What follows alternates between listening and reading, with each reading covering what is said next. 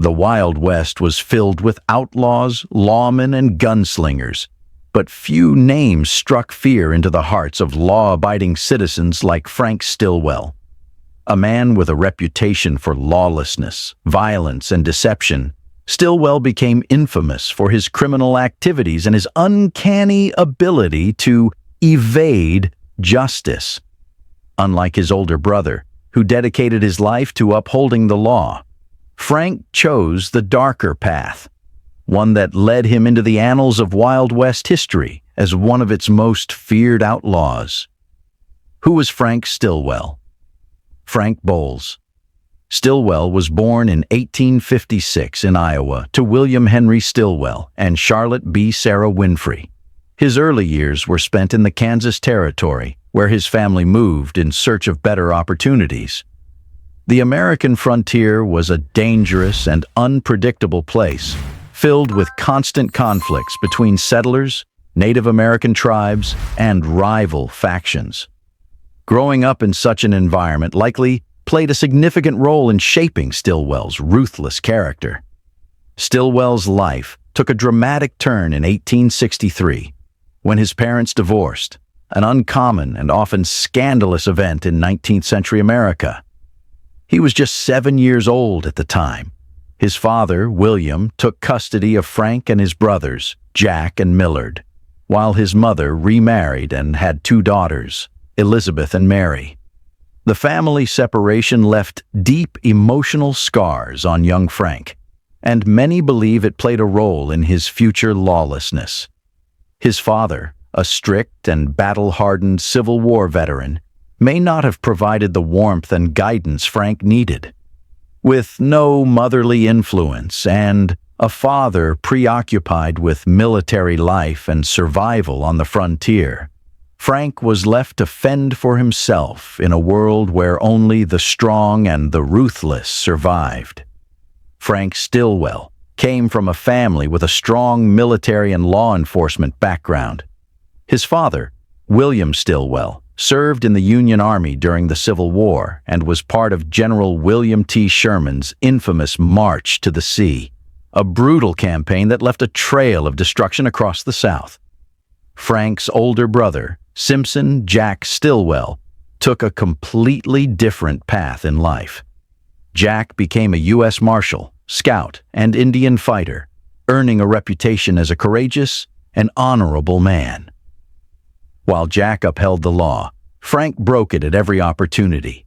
It was a classic tale of 2 brothers, one a hero, the other a villain. But what led Frank to a life of crime? Was it rebellion against his father's strict upbringing, a desperate attempt to carve out his own identity, or was he simply drawn to the thrill of lawlessness? Whatever the reason, Frank Stillwell soon became one of the most feared outlaws in the West. First blood, Frank's first killing. Frank and his brother Simpson arrived in Prescott, Arizona Territory in 1877, seeking work and opportunity. The frontier town was a rough and tumble place, where lawmen and outlaws often walked the same streets. It was a land where disputes were settled with bullets rather than words, and it didn't take long for Frank to find himself in the middle of trouble.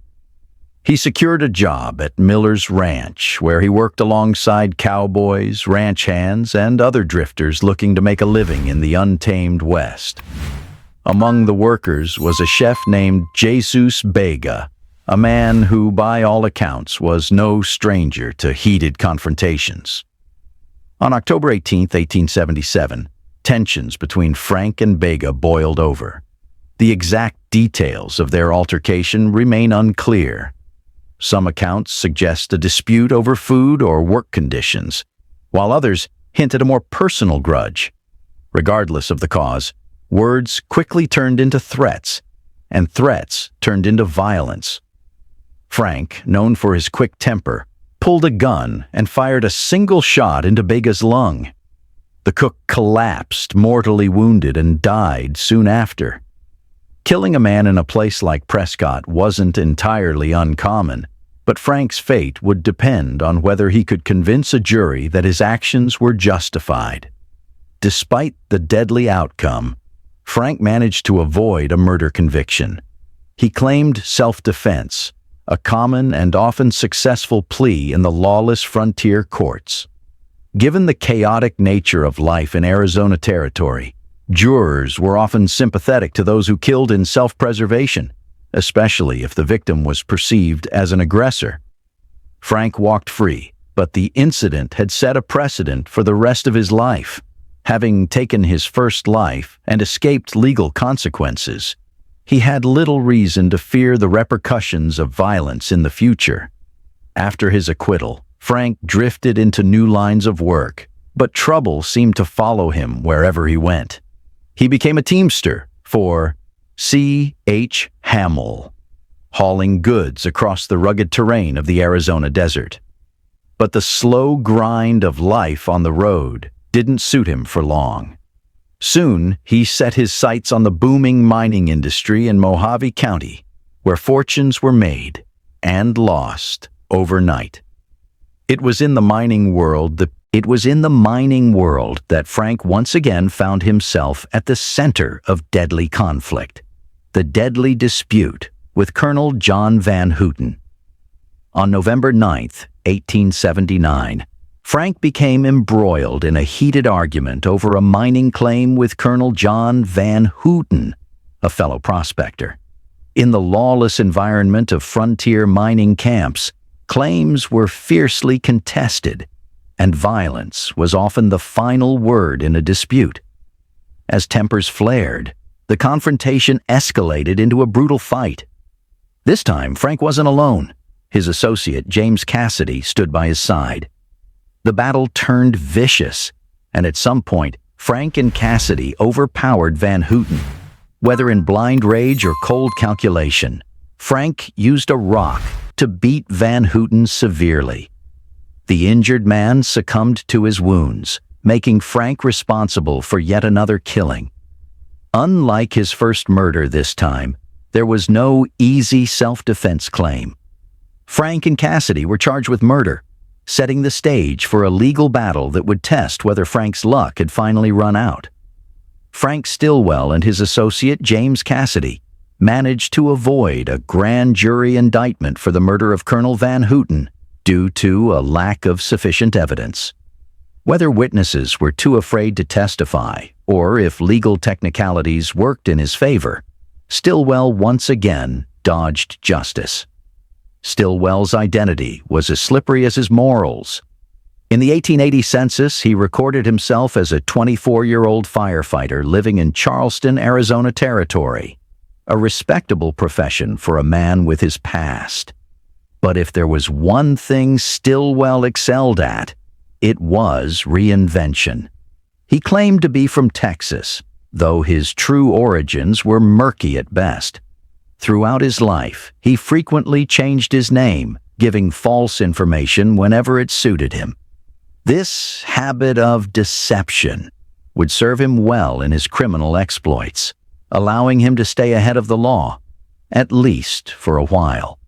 But even a master of reinvention couldn't outrun his true nature forever. By 1881, Stillwell had left the pretense of lawfulness behind and fully embraced the life of an outlaw. The Sandy Bob Stagecoach Robbery. On September 8, 1881, the Wild West's lawless reputation lived up to its name when masked robbers held up a stagecoach traveling to Bisbee, Arizona. This wasn't just any stagecoach. It was part of the Sandy Bob line, a well-known route that often carried passengers and valuables across the frontier. As the horses slowed and the driver came to a halt, the masked figures demanded money and valuables. The passengers, recognizing that resistance meant a bullet to the chest, handed over their possessions. The robbers also made off with a strongbox containing $2,500, an enormous sum at the time. But in their confidence, the outlaws made a crucial mistake. During the robbery, one of them referred to money as sugar. The driver, sharp-eared and observant, tucked that word away in his memory. It was an odd choice of slang, but a useful clue. Unbeknownst to the robbers, that small slip would later play a significant role in identifying one of them, and Frank Stillwell's name would once again be tied to crime. One of the first breaks in the case came from an unlikely source, a shoe print.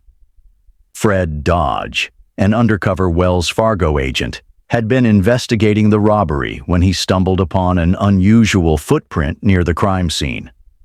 The shoe had a distinctive, custom-repaired high heel, a rare detail that suggested a specific owner. Knowing that even the smallest clues could break a case wide open, Dodge followed the trail to Bisbee.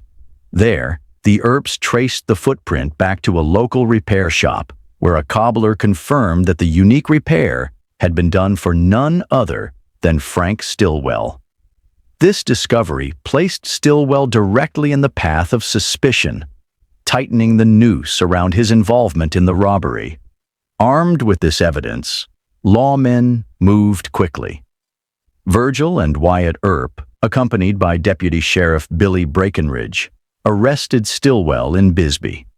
Alongside him, another suspect, Pete Spence, was also taken into custody. Given Stillwell's violent past and his ability to escape justice, authorities were determined to keep him behind bars. Judge Wells Spicer, known for his fair but often controversial rulings, set bail at a staggering $7,000, a clear indication of the gravity of the charges. For the time, this was an immense sum, meant to ensure that Stillwell and Spence wouldn't simply disappear into the desert.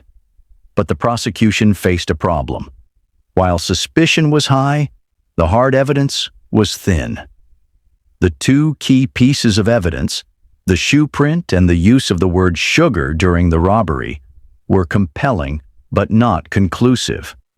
At the hearing, both Stillwell and Spence produced alibis, and, without definitive proof placing them at the crime scene, the prosecution's case crumbled.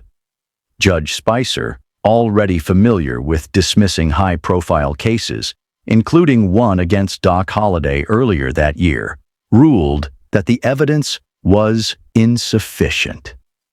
Just like that, the charges were dropped, and Frank Stillwell walked free once again. The Earps versus the Cowboys. Escalating tensions.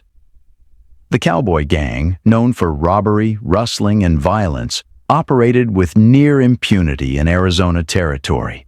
The Earp brothers, Wyatt, Virgil, and Morgan, saw themselves as the last line of defense against lawlessness.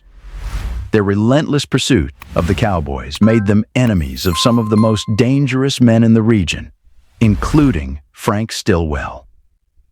On October 13, 1881, Virgil Earp filed new federal charges against Stillwell and Pete Spence for interfering with a mail carrier, an offense that, if proven, could land them in prison for years.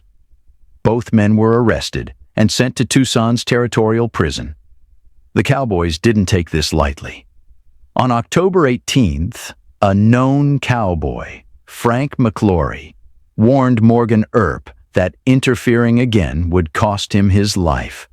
Meanwhile, newspapers, eager for sensational stories, spread false reports that Stillwell and Spence had been arrested for a robbery near Contention City on October 8th, even though they were in custody at the time. These inaccuracies fueled public resentment, making the Earps appear as power-hungry enforcers targeting innocent men. With no solid evidence, the charges against Stillwell and Spence were dropped. The Cowboys took this as a victory, believing they were beyond the reach of the law. But their arrogance would soon lead them into a deadly showdown. By late October 1881, tensions in Tombstone had reached a boiling point.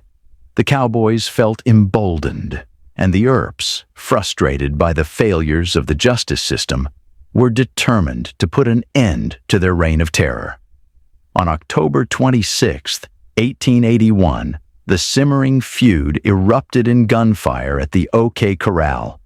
In a chaotic 30-second shootout, Virgil and Morgan Earp, along with Doc Holliday, gunned down Frank McClory, Tom McClory, and Billy Clanton. Although Wyatt emerged unscathed, his brothers were wounded, and the Cowboys swore revenge. The assassination of Morgan Earp. The Cowboys didn't forget. On March 18, 1882, Morgan Earp was shot in the back while playing billiards in Tombstone. The assassins fired through a back window, killing him instantly. The next day, Dr. H.M. Matthews launched an investigation. A key witness, Marietta Duarte, wife of Pete Spence, came forward, revealing that her husband, along with Frank Stillwell, Indian Charlie, Frederick Bode, and another accomplice, had planned and executed the murder. She admitted that Spence had threatened her to keep quiet, but she could no longer hold back the truth. Other witnesses reported seeing Frank Stillwell fleeing the crime scene. Though his involvement was strongly suspected, the law once again failed to hold him accountable. This time, however, justice would come, not from the courts, but from Wyatt Earp himself. For Wyatt Earp, the legal system was broken. The same courts that had freed Stillwell for past crimes would likely do so again. Faced with the loss of his brother and the continued threat from the Cowboys, Wyatt made a fateful decision. He would take justice into his own hands. With Virgil wounded and in danger, Wyatt gathered a posse to escort him to safety. But Wyatt had another goal in mind: revenge. On March 20th, 1882, Virgil Earp, still recovering from an assassination attempt months earlier, prepared to leave Arizona. Wyatt, determined to protect him, assembled a team, including Doc Holliday, Warren Earp, and Sherman McMaster. Together, they boarded a train bound for California, but they knew trouble awaited them in Tucson. Sure enough, as they arrived in Tucson, Wyatt spotted Frank Stillwell and other cowboys lurking near the tracks. It was clear why they were there.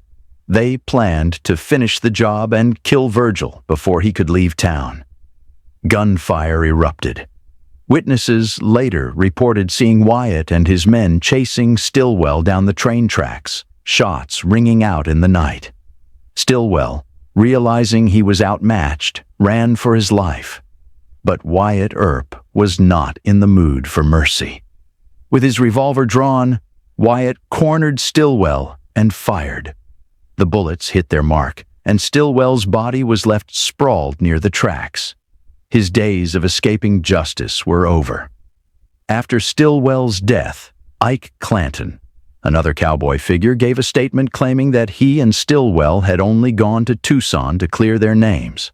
But no one believed it. The real motive was revenge.